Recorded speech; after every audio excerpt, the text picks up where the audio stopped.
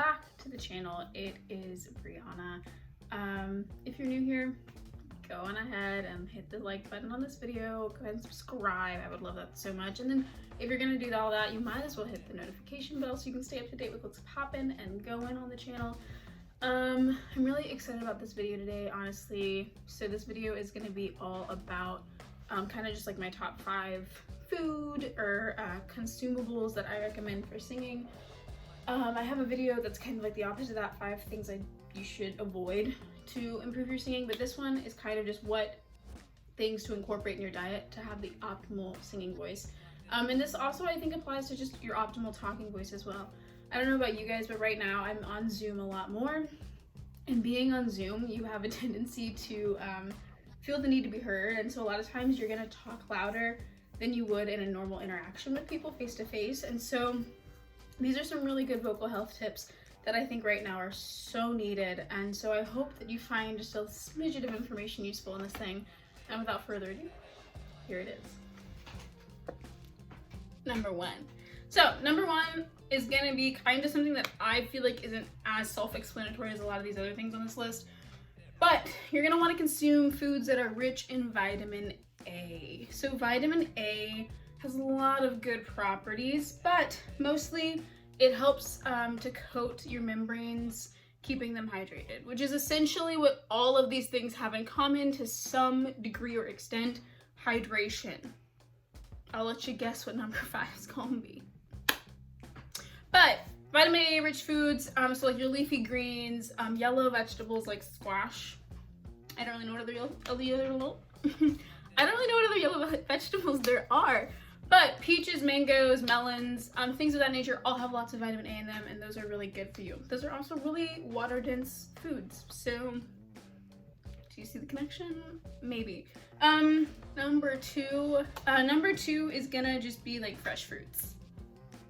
Again, lots of water, lots of good nutrients, and they say fresh fruits because that way you're able to chew them. You get the fiber, which is again an added nutrient. Fiber helps you regulate your system, which is gonna help get rid of toxins and things that can dry your throat, irritate your throat, your vocal tract, all of those things. So it's really important that you get fresh fruits in your diet. They make really good snacks, and a lot of them are really easy to bring on the go with you. So if you have a busy schedule, just grab a banana or an apple or an orange or whatever your favorite fruit is. Number three is gonna be, what is number 3? Number 3. So number 3 kind of surprised me. This is probably because I used to be vegan, so I just didn't think that it was something I needed. But chicken and fish, they're super recommended. Protein is good for you. It keeps you full longer. It's also gonna give you energy to do what you need to do. With that being said, chicken and fish are super lean, and so they aren't gonna clog up anything here with oils and fats as much as some other meats or other products that you could consume. And so that's a really good thing to have in your body. It's also gonna kind of keep you, we're gonna cut it.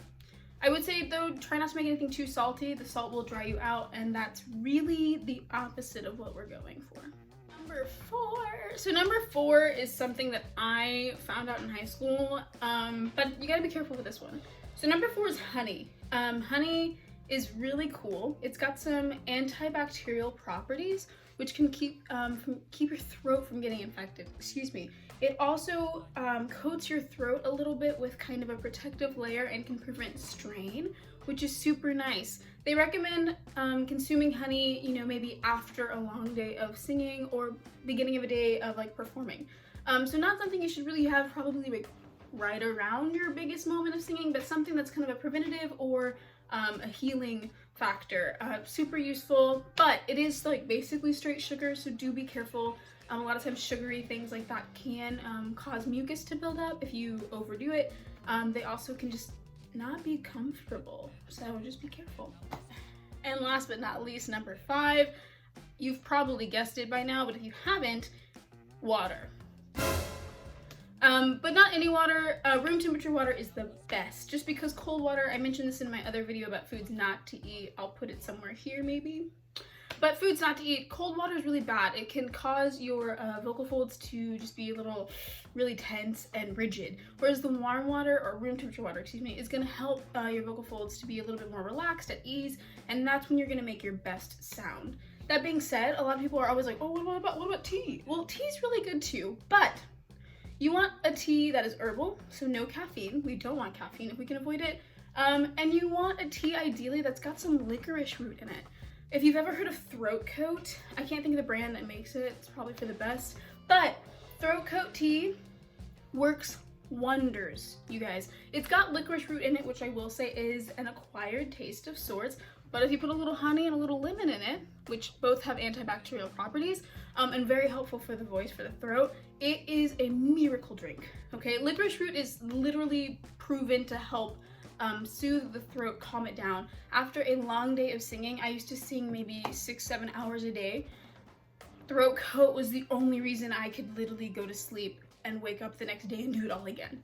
So highly recommend licorice root tea, herbal teas, but mostly water. And it's not like you can just drink your water, 30 minutes before your performance or your lesson and be hydrated and ready to go. This is something that has to be done a day, at least a day in advance. And it's something that takes time, you guys. So if you could just be hydrated all the time, like that would be the optimal situation, but who has time for that? Who does that? I'm personally terrible about keeping hydrated, but I will say I do try to stay hydrated when I know I have to sing something, because it makes a phenomenal and significant difference. If you don't take anything else away from this video, please stay hydrated, you guys. Stay hydrated. It'll help your voice phenomenally. That's all I have to say on this video, and I hope you found at least one of these tips super useful. And if you didn't, comment below, let me know what else you'd like to see. Ask me questions. I'd love to chit chat with you guys. But until next time, I gotta go.